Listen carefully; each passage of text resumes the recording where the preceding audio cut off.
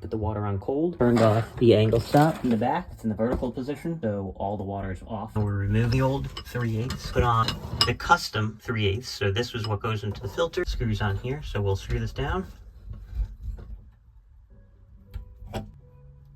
It actually says in right here.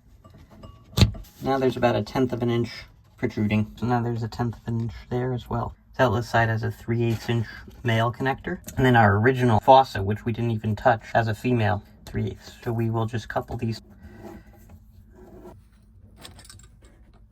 And just tighten that down. And this goes to the faucet. This goes to the cold water inlet. You could either use this holding bracket or you could hold it and zip tie it into place. Inlet side is on the left, outlet side is on the right. We'll run the water for about 5 minutes and flush the filter.